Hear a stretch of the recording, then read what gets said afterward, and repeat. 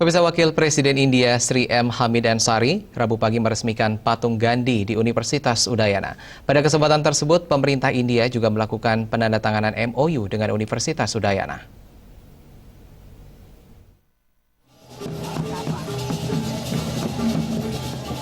Kedatangan Wakil Presiden India Sri M. Hamid Ansari didampingi Ibu Wakil Presiden disambut Rektor UNUD Ketut Swastike bersama jajaran Rektorat UNUD, dosen dan mahasiswa. Dalam kunjungannya, Wakil Presiden India meresmikan patung Gandhi di depan gedung laboratorium UNUD. Rektor Universitas Udayana Ketut Swastike mengatakan patung Gandhi ini suatu kehormatan dan bentuk lanjutan harmonisasi hubungan Indonesia dengan India. Gandhi merupakan tokoh dunia yang mampu memberi inspirasi bagi dunia maupun generasi muda. Gandhi sudah menjadi kepunyaan seluruh bangsa, ya.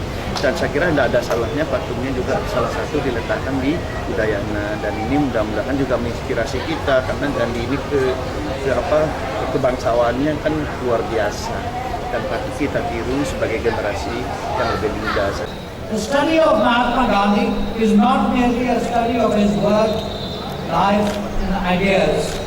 It is also the daily evolution applicable to those ideas to new challenges and situations. The words which India's first Prime Minister Jawaharlal Nehru uttered almost immediately after Gandhiji's sudden exit were prophetic. The Vice President of India is the Chief of the Police, Belt Province. Usai meresmikan patung Gandhi, juga dilaksanakan kuliah umum dengan mahasiswa UNUD serta penandatanganan kerjasama pemerintah India dengan UNUD.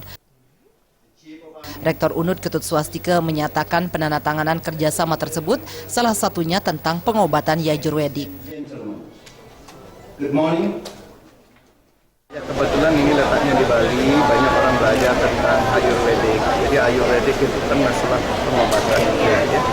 Kita lebih banyak nanti untuk mendapatkan support karena bagaimanapun Ayurvedik itu kan datangnya dari India. Ya, walaupun kita sendiri juga sudah mempunyai konsep-konsep pengobatan yang ada yang lahir di Bali sendiri.